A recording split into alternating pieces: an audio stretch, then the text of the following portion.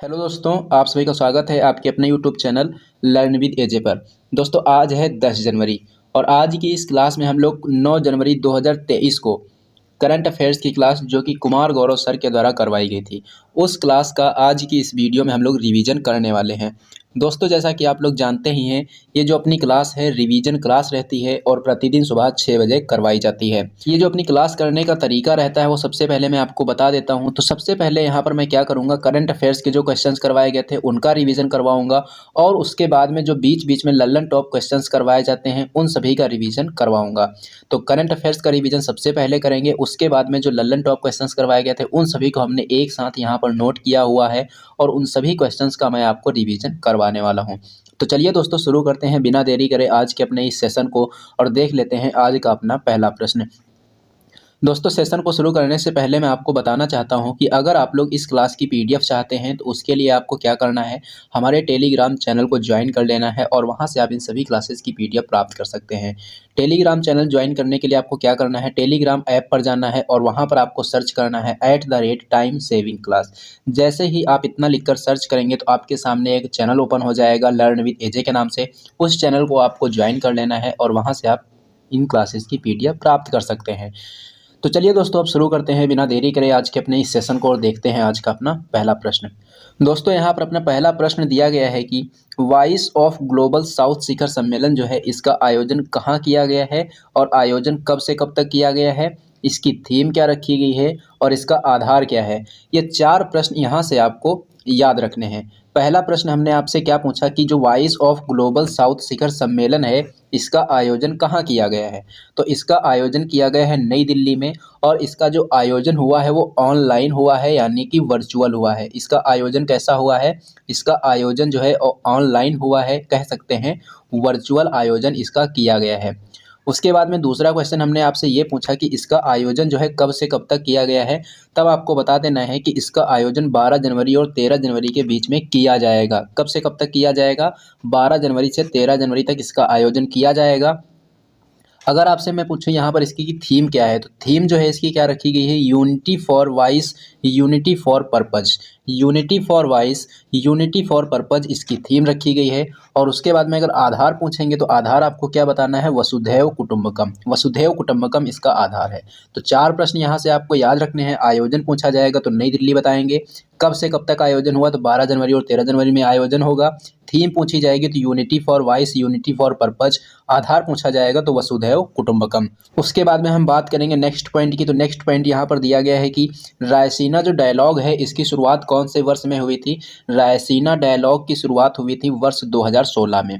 कब हुई थी, वर्ष 2016 में इसकी शुरुआत हुई थी। इसकी शुरुआत किसने किसने की है, तो विदेश मंत्रालय और ऑब्जर्वर रिसर्च फाउंडेशन जो है इसके द्वारा, इन दोनों के द्वारा इसका आयोजन किया जाता है। रायसीना डायलॉग की शुरुआत कब हुई, 2016 में हुई। इसका आयोजन किसके द्वारा किया जाता है, विदेश मंत्रालय और ऑब्जर्वर रिसर्च फाउंडेशन के द्वारा इसका आयोजन किया जाता है। नेक्स्ट पॉइंट दिया गया है कि वर्तमान समय में जो भारत के विदेश सचिव हैं कौन है, ये हैं विनय मोहन क्वात्रा। कौन है, विनय मोहन क्वात्रा हैं।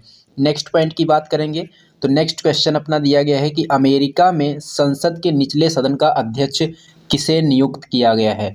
अमेरिका में संसद के निचले सदन का अध्यक्ष किसे नियुक्त किया गया है, तो नियुक्त किया गया है केविन मैकार्थी को। इनकी पार्टी का नाम क्या है, इनकी पार्टी का नाम है रिपब्लिकन पार्टी। तो सबसे पहले हम यहाँ पर ये समझेंगे कि जो अमेरिका की संसद है इसको कहा क्या जाता है। अमेरिका की संसद को कहा जाता है कांग्रेस। अमेरिका की संसद को क्या कहते हैं, कांग्रेस कहते हैं। कांग्रेस के 2 भाग हैं यहाँ पर, हाउस ऑफ रिप्रेजेंटेटिव जिसको निम्न सदन कहा जाता है और दूसरा है सीनेट। सीनेट को क्या कहते हैं, उच्च सदन कहते हैं। जिस प्रकार से अपने वहाँ लोकसभा और राज्यसभा होती है उसी प्रकार से अमेरिका में क्या है, हाउस ऑफ रिप्रेजेंटेटिव है और सीनेट है। सीनेट में कुल कितनी सीट हैं, सीनेट में कुल 100 सीट हैं। ये 100 सीट किस प्रकार से होती हैं, तो अमेरिका में कितने प्रांत हैं, 50 प्रांत हैं और प्रत्येक प्रांत की कितनी सीटें हैं, प्रत्येक प्रांत की 2 सीटें हैं। तो इस प्रकार से 50 गुना 2 करेंगे तो कितनी सीटें हो जाएंगी, 100 सीटें हो जाएंगी। तो सीनेट में कितनी सीटें हैं, 100 सीटें हैं। उसके बाद में हम बात करेंगे नेक्स्ट पॉइंट की। तो नेक्स्ट पॉइंट दिया गया है कि अमेरिका में पहली महिला उपराष्ट्रपति कौन बनी है, ये बनी है कमला हैरिस। कौन बनी है, कमला हैरिस। उसके बाद में नेक्स्ट पॉइंट दिया गया है कि यूएसए के वर्तमान राष्ट्रपति कौन है, तो यूएसए के जो वर्तमान राष्ट्रपति हैं जो बाइडेन हैं। कौन है, जो बाइडेन हैं। बात करेंगे नेक्स्ट क्वेश्चन की, तो नेक्स्ट क्वेश्चन यह दिया गया है कि निक्केई एशिया की जो रिपोर्ट है इसके अनुसार दुनिया का तीसरा सबसे बड़ा ऑटो बाजार कौन सा देश बन गया है, तो ये बन गया है भारत। और पहले स्थान का सबसे बड़ा ऑटो बाजार कौन से देश का है, तो ये है चीन। और दूसरे नंबर पर कौन से देश का है, तो ये है अमेरिका का। भारत ने किस देश को पछाड़ा है, तो इसने जापान को पछाड़ा है। यानी पहले तीसरे नंबर पर कौन था, पहले जो है तीसरे नंबर पर जापान था, लेकिन अब वर्तमान समय में तीसरे नंबर पर कौन आ गया है, भारत आ गया है। बात करेंगे भारत की, तो भारत जो है इस्पात के उत्पादन में विश्व में कौन से नंबर पर है, तो विश्व में ये दूसरे नंबर पर है। और चीनी के उत्पादन में भारत कौन से नंबर पर है, तो पहले नंबर पर है। और जो भारत है, भारत की अर्थव्यवस्था विश्व की कौन से नंबर की अर्थव्यवस्था है, तो ये जो है 5वीं अर्थव्यवस्था बन गया है। उसके बाद में हम बात करेंगे नेक्स्ट पॉइंट की, तो नेक्स्ट क्वेश्चन यहाँ पर दिया गया है कि वर्ष 2022 के शीर्ष प्रदर्शन वाले वैश्विक हवाई अड्डे कौन से हैं। वर्ष 2022 के शीर्ष प्रदर्शन वाले वैश्विक हवाई अड्डों में पहले नंबर पर कौन सा हवाई अड्डा है, तो ये हनेडा एयरपोर्ट है, कहाँ है, जापान में। और दूसरे नंबर पर कौन सा एयरपोर्ट है, कैंपगोड़ा एयरपोर्ट है, जो कि ये भारत का एयरपोर्ट है। भारत में कहाँ है, बेंगलुरु में है। और 7वें नंबर पर कौन सा है, 7वें नंबर पर इसमें इंदिरा गांधी एयरपोर्ट है, ये कहाँ है, दिल्ली में है। तो टॉप 10 में भारत के कितने एयरपोर्ट शामिल हैं, टॉप 10 में भारत के 2 एयरपोर्ट इसमें शामिल किए गए हैं। ये एयरपोर्ट कौन कौन से हैं, इनके नाम भी आपको याद रखना है। पहला है कैंपगोड़ा एयरपोर्ट, जो कि विश्व स्तर पर दूसरे नंबर पर है। और दूसरा यहाँ पर है इंदिरा गांधी एयरपोर्ट। इंदिरा गांधी एयरपोर्ट विश्व स्तर पर कौन से नंबर पर है, 7वें नंबर पर है। इंदिरा गांधी एयरपोर्ट है कहाँ, दिल्ली में है। कैंपगोड़ा एयरपोर्ट कहाँ है, ये बेंगलुरु में है। उसके बाद में बेंगलुरु में ही जो कैंपगोड़ा एयरपोर्ट है वहाँ पर कौन सी स्टैच्यू स्थापित की गई है, तो स्टैच्यू ऑफ प्रॉस्पेरिटी जो है कैंपगोड़ा एयरपोर्ट बेंगलुरु पर ही स्थापित की गई है।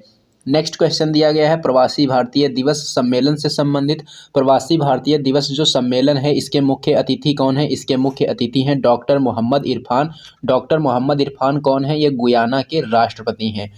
प्रवासी भारतीय दिवस जो कि 2023 वाला सम्मेलन हुआ है इसका आयोजन कहाँ किया गया है, इंदौर मध्य प्रदेश में। शुभारंभ किसने किया है, शुभारंभ इसका किया है प्रधानमंत्री नरेंद्र मोदी ने। संस्करण इसका कौन सा है, संस्करण इसका है 17वां। और समापन में जो है चीफ गेस्ट कौन रहेंगी, समापन में चीफ गेस्ट रहेंगी राष्ट्रपति। और राष्ट्रपति वर्तमान समय में कौन है, द्रौपदी मुर्मू हैं। उसके बाद में नेक्स्ट पॉइंट यहाँ पर दिया गया है कि प्रवासी भारतीय दिवस मनाते कब हैं, तो प्रवासी भारतीय दिवस जो है ये प्रतिवर्ष 9 जनवरी को मनाया जाता है। प्रवासी भारतीय दिवस को मनाए जाने की शुरुआत कौन से वर्ष हुई थी, तो ये हुई थी 2003 में। ये दिवस 9 जनवरी को ही क्यों मनाया जाता है, तो 9 जनवरी 1915 को गांधी जी दक्षिण अफ्रीका से वापस भारत आए थे, की खुशी में क्या किया जाता है, 9 जनवरी को प्रवासी भारतीय दिवस मनाया जाता है। इस बार इसकी थीम क्या रखी गई है, तो थीम आपको याद रखना है यहाँ पर प्रवासी अमृत काल में भारत की प्रगति के लिए विश्वसनीय भागीदार, इस बार इसकी थीम रखी गई है। G20 2023 का सम्मेलन कहाँ होगा, G20 2023 का सम्मेलन भारत में हो रहा है। और इसका ये कौन सा संस्करण है, ये 18वां संस्करण है। 15वें नंबर का जो ब्रिक्स शिखर सम्मेलन होगा कब होगा, 2023 में होगा। कहाँ होगा, ये दक्षिण अफ्रीका में होगा। नेक्स्ट क्वेश्चन की बात करेंगे तो फॉर्मूला ई वर्ल्ड चैंपियनशिप जो रेस है इसकी मेज़बानी कौन सा भारतीय शहर कर रहा है, तो इसकी मेज़बानी जो है भारत में हैदराबाद के द्वारा की जा रही है। और पहले चरण की इसकी शुरुआत कहाँ से होगी, पहले चरण की इसकी शुरुआत होगी मैक्सिको से। और जो चौथा चरण है उसकी मेज़बानी कौन करेगा, हैदराबाद करेगा। फार्मूला 1 रेस का आयोजन कहाँ किया गया, फार्मूला 1 रेस का आयोजन बुद्ध इंटरनेशनल सर्किट जो कि उत्तर प्रदेश में है वहाँ पर इसका आयोजन किया। बात आई है यहाँ पर हैदराबाद की, तो हैदराबाद कौन सी नदी के किनारे है, हैदराबाद मूसी नदी के किनारे है। हैदराबाद को भारत में कौन से ऑपरेशन के द्वारा शामिल किया गया था, ऑपरेशन पोलो के द्वारा इसको शामिल किया गया था। ऑपरेशन पोलो कब हुआ था, 1948 में ये हुआ था। बात करेंगे नेक्स्ट क्वेश्चन की, तो नेक्स्ट क्वेश्चन यहाँ पर दिया गया है सम्मेद शिखर। सम्मेद शिखर जो है ये कहाँ स्थित है और यह किससे संबंधित है। सम्मेद शिखर जो है ये झारखंड में पारसनाथ जो पहाड़ी है उसी को क्या कहा जाता है, सम्मेद शिखर कहा जाता है। यानी कि ये झारखंड में स्थित है। ये कौन से समुदाय से संबंधित है, ये जैन समुदाय का पवित्र स्थल है। कौन से समुदाय का पवित्र स्थल है, जैन समुदाय का पवित्र स्थल है। तो ये पार्श्वनाथ कौन थे, जैन धर्म के 23वें तीर्थंकर थे। नेक्स्ट पॉइंट यहाँ पर दिया गया है शत्रुंजय पहाड़ी। शत्रुंजय पहाड़ी कहाँ है, ये गुजरात में है। ये भी जैन समुदाय से ही संबंधित है, यानी कि ये ऋषभदेव से संबंधित है। ऋषभदेव कौन थे, ऋषभदेव जो हैं ये जैन धर्म के पहले तीर्थंकर थे। जैन धर्म के पहले तीर्थंकर कौन थे, ऋषभदेव थे। और उन्हीं से संबंधित कौन सी पहाड़ी है, शत्रुंजय पहाड़ी है जो कि गुजरात में स्थित है। बात करेंगे झारखंड की, तो सरहुल फेस्टिवल कहाँ मनाया जाता है? झारखंड में मनाया जाता है।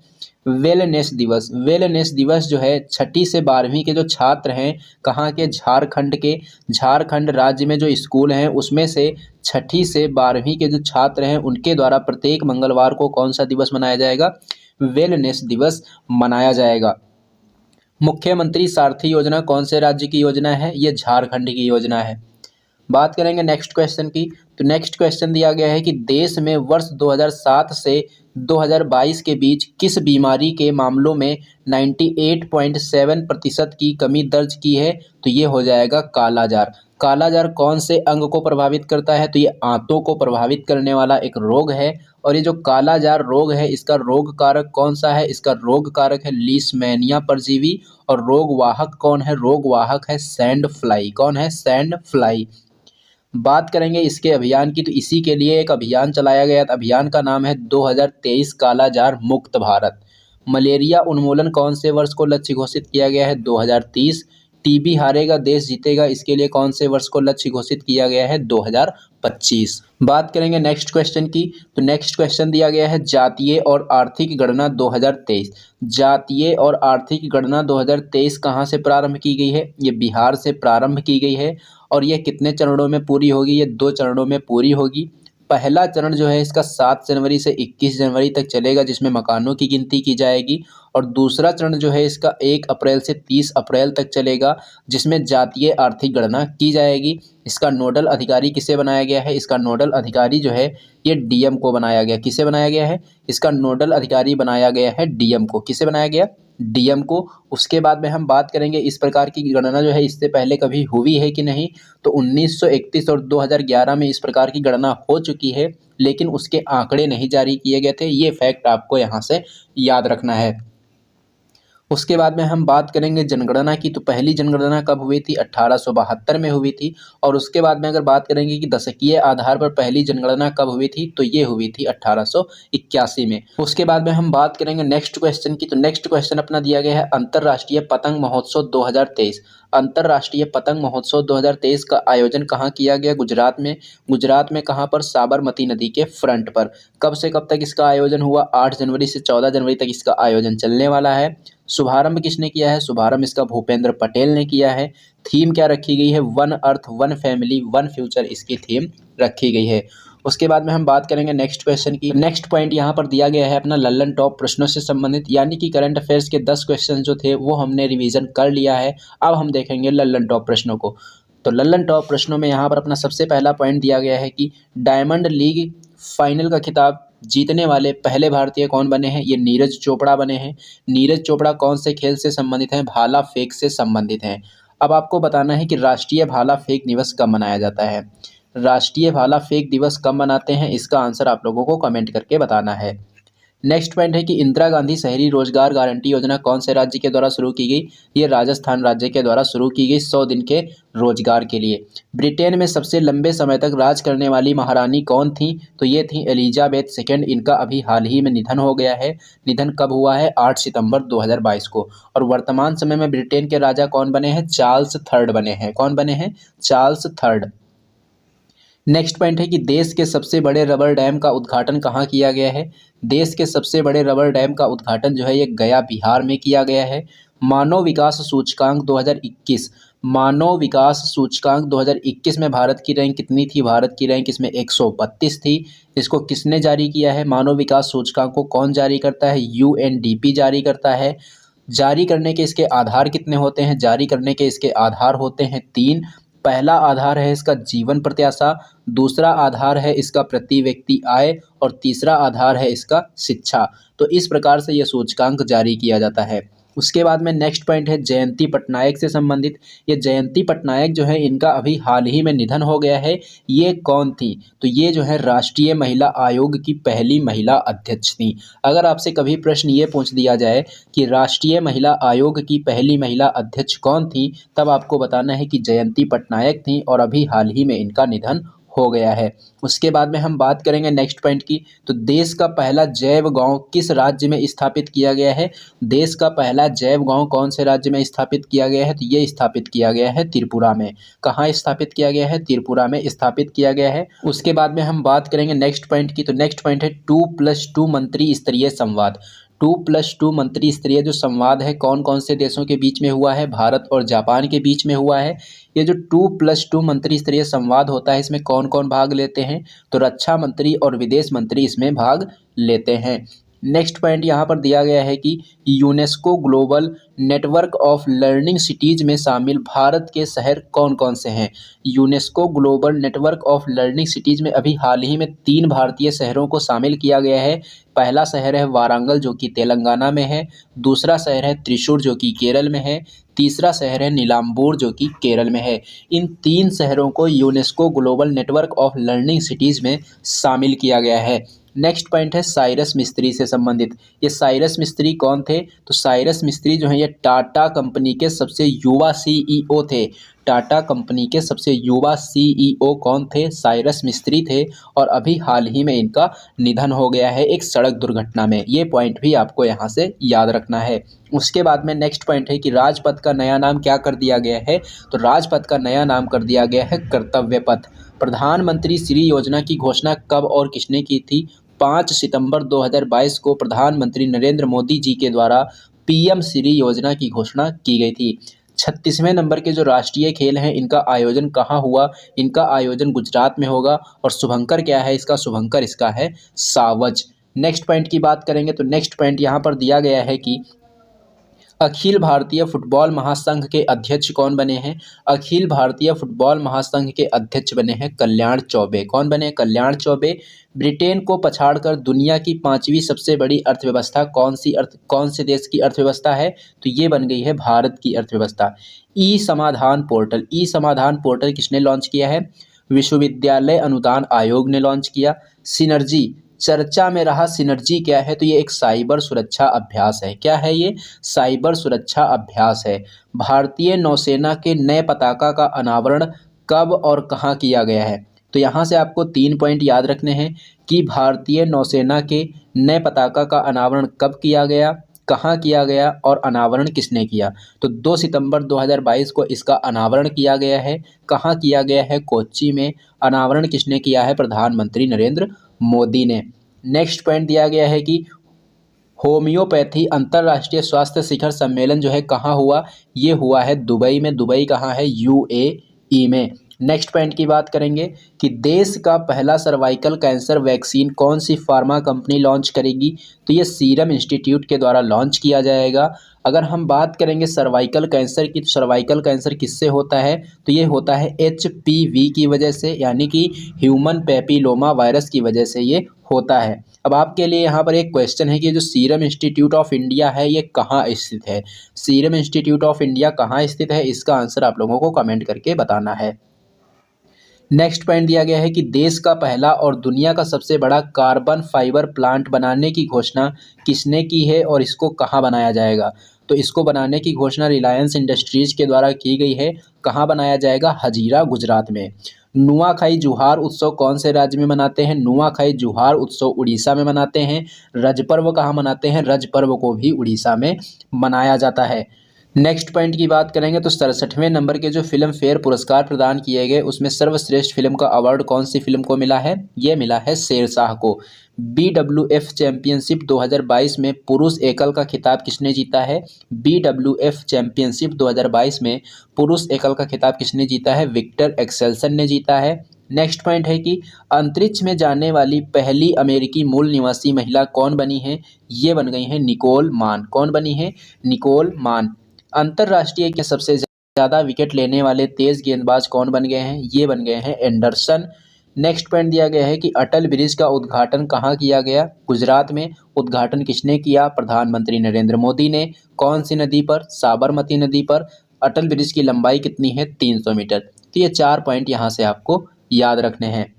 ओणम त्यौहार कहाँ मनाया जाता है? ओणम त्यौहार केरल में मनाया जाने वाला त्यौहार है। महिला निधि योजना कौन से राज्य की योजना है? ये राजस्थान की है। लुसाने डायमंड लीग 2022 का खिताब किसने जीता है? नीरज चोपड़ा ने जीता है। राष्ट्रीय खेल दिवस प्रतिवर्ष कब मनाते हैं? 29 अगस्त को मनाते हैं। लिबर्टी मेडल 2022 किसे दिया गया है? ये जेलेंस्की को दिया गया है। नेक्स्ट पॉइंट है कि दुनिया भर में अकेले उड़ान भरने वाले सबसे कम उम्र के व्यक्ति कौन बन गए हैं? ये बन गए हैं मैक रदरफोर्ड। कौन बन गए हैं? Mac Rutherford. उसके बाद में दिया गया है कि डीआरडीओ के अध्यक्ष कौन बने हैं? तो डीआरडीओ के अध्यक्ष बने हैं समीर कामत। कौन बने हैं? समीर कामत बने हैं। उसके बाद में नेक्स्ट पॉइंट है कि देश में निर्मित पहला विमानवाहक पोत कौन सा है? देश में निर्मित पहला विमानवाहक पोत कौन सा है? तो ये हो जाएगा INS विक्रांत। नेक्स्ट पॉइंट की बात करेंगे तो नेक्स्ट पॉइंट है कि नेपा लिमिटेड का लोकार्पण कहाँ किया गया और इसका लोकार्पण किसने किया? तो इसका लोकार्पण जो है बुरहानपुर मध्य प्रदेश में किया गया। लोकार्पण किसने किया है? महेंद्र नाथ पांडे ने। महेंद्र नाथ पांडे कौन है? ये केंद्रीय भारी उद्योग मंत्री हैं। तो दोस्तों ये था आज का आपका सेशन। ये सेशन आपको कैसा लगा है कमेंट बॉक्स में कमेंट करके ज़रूर बताना। अगर सेशन पसंद आया हो तो इसे लाइक करना और इसे अपने दोस्तों में ज़्यादा से ज़्यादा शेयर भी करना। और हाँ दोस्तों, अगर आप लोगों ने अभी तक हमारे चैनल को सब्सक्राइब नहीं किया है तो चैनल को सब्सक्राइब कर लेना और बेल आइकन पर क्लिक करके ऑल पर ज़रूर क्लिक कर लेना, जिससे कि इस चैनल पर जब भी कोई वीडियो अपलोड की जाए तो उसका नोटिफिकेशन आपको सबसे पहले मिले। तो चलिए दोस्तों, मिलते हैं हम लोग एक नेक्स्ट वीडियो में।